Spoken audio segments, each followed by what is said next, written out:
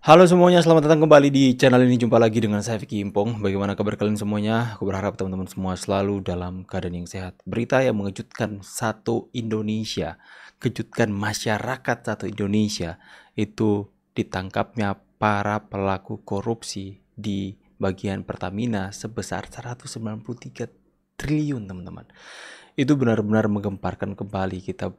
Barusan itu akhir tahun lalu itu shock dengan 300 triliun korupsi BTS, dan sekarang kita juga itu nominalnya hampir mendekati 197 triliun, teman-teman. Itu benar-benar shock sih, miris. Dan kapan hukum koruptor di Indonesia itu bisa sampai ke titik minimal lah perampasan undang-undang aset, miskinkan para koruptor, kalau maksimal hukum mati. Coba kita lihat.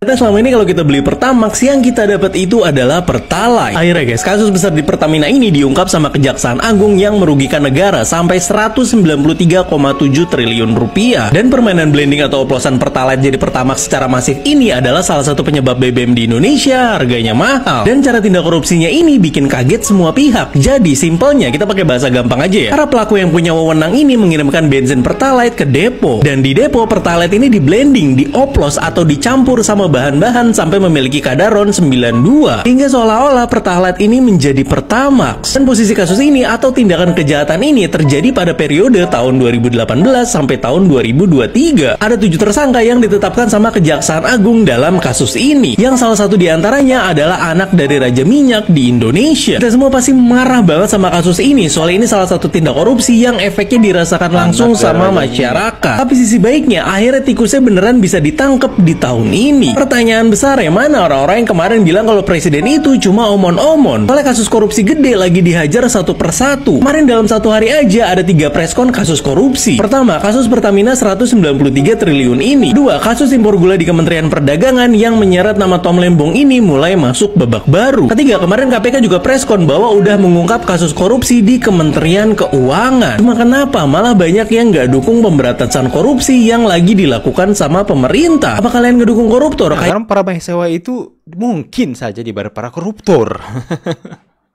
Jengkel teman-teman ya. Itu miris sekali. Miris sekali. Dirugikan siapa? Rakyat yang dirugikan. Seperti yang saya katakan kemarin, itu rakyat sudah susah payah berjuang cari makan untuk satu hari, memberi makan keluarganya, masih dicekik lagi dengan harga BBM yang begitu naik. Sedangkan mereka itu hidup sudah berkelimpahan. Anak Raja Minyak salah satunya yang pastinya hidupnya hidup berkelimpahan, masih saja melakukan korupsi, teman-teman. Masih saja melakukan kejahatan, melakukan siasat buruk, siasat jahat mereka untuk tambah memperkaya diri mereka. Miris. Jadi selama ini RON 90 diolah supaya jadi RON 92 alias Pertalite diubah jadi Pertamax. Kenapa sih hal kecil kayak gini harus bohong? Rifa Siahan, Dirut Pertamina, ngelakuin blending Pertalite jadi Pertamax, teman-teman. Yang dimana Pertamina Patraniaga beli BBM nih dengan standar RON 90, tapi diolah di depo supaya jadi RON 92. Padahal mereka bayar seolah-olah dari awal itu udah beli RON 92. Ini licik sih. Dan lebih mirisnya lagi, mereka ini baru aja dapat penghargaan dan nerima 12 medali emas dari KLHK karena dinilai sukses jalanin prinsip ESG. Tapi cuma selang beberapa jam dia ditetapkan sebagai tersangka korupsi di kasus tata kelola minyak mentah dengan nilai kerugian 193,7 triliun, teman-teman. Di mana dia ini bareng 6 orang lainnya dan diduga bikin skema manipulasi yang ngebuat Indonesia malah impor minyak mentah dan BBM dengan harga jauh lebih mahal dibanding produk dalam negeri. Dan satu hal lagi nih yang ngebuat kita semua makin marah, teman-teman. Ternyata momen di mana sebelum jadi tersangka, mereka itu sempat loh gembar-gembor tentang pemberantasan SPBU curang di Sukabumi yang ketahuan katanya manipulasi takaran BBM. Dia tegas bilang gak bakal mentolerir kecurangan. Ternyata dia sendiri malah diduga terlibat korupsi di level yang jauh lebih besar. Ini mah udah kayak maling teriak maling kan, teman-teman. Menurut yang gimana, teman-teman? Coba deh share pendapat, drop komen ya. Nah, ada potensi bertambahkah dengan modus oplos, termasuk juga bagaimana produksi kilang minyak yang seharusnya dimanfaatkan, atau potensi subsidi yang semestinya tidak dikeluarkan dengan adanya korupsi ini?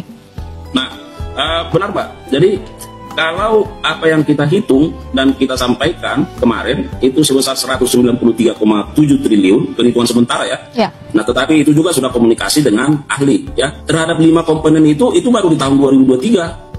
Jadi Bisa jadi 965 triliun. 1 tahun 193 kali 5, 965 triliun.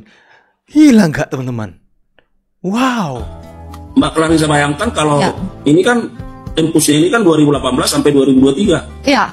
Kalau sekiranya misalnya di rata-rata di angka itu setiap tahun, bisa kita bayangkan berapa besar ya kerugian keuangan negara. Bisa dikali 5 minimal ya Pak ya?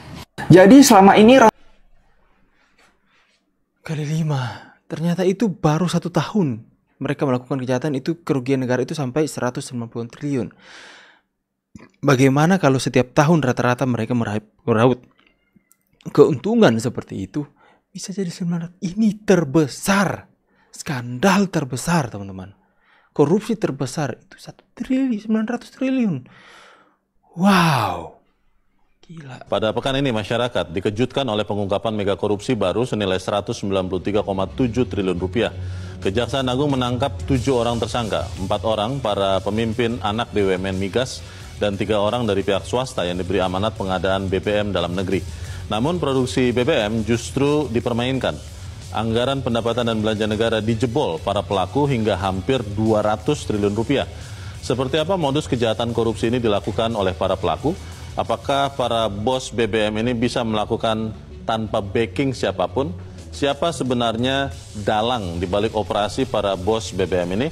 Pemirsa, inilah Top News segmen Top Ekonomi bersama saya, Leonard Samosir. Bertekad keras untuk membangun suatu pemerintahan yang bersih, yang bebas dari korupsi.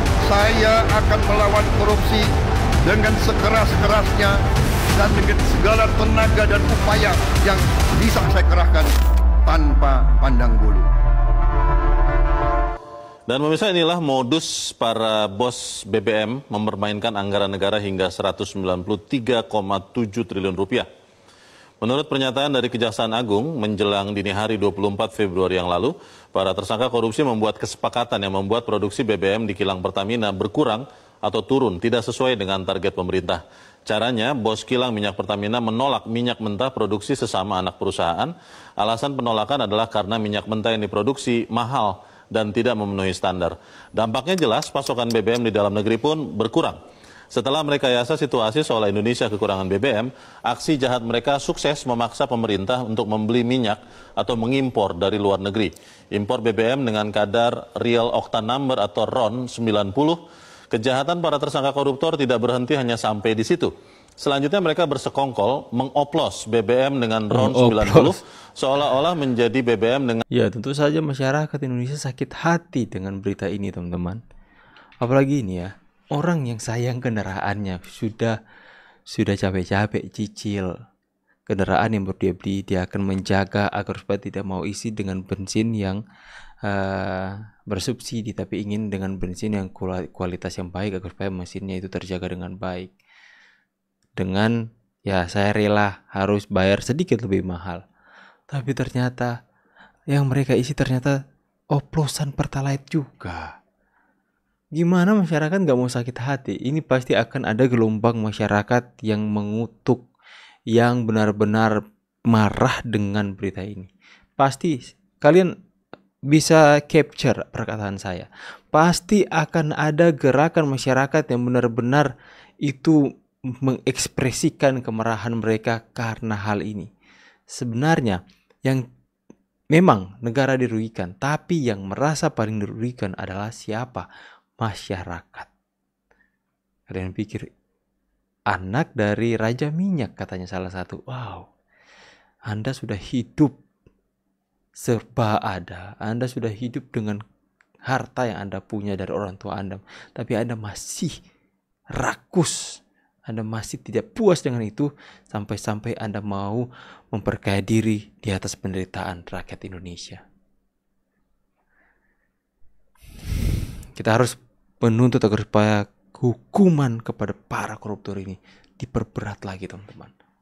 Saya pikir 20 tahun saya itu serasa nggak cukup untuk mereka.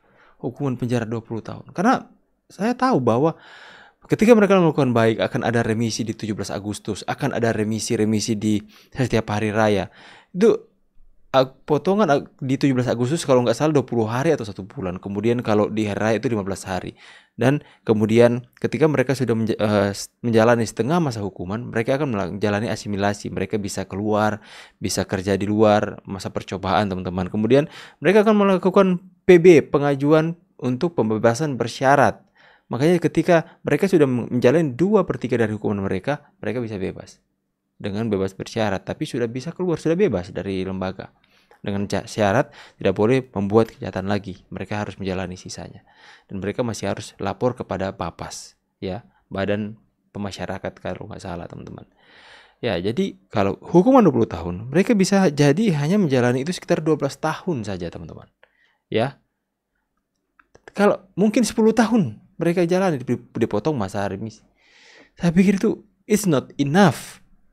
Di mana mereka menyebabkan begitu banyak penderitaan, kerugian atas ratusan juta jiwa masyarakat Indonesia. Bagaimana pendapat kalian? Tulis kolom komentar. Saya pamit dulu. See you on the next video and God bless.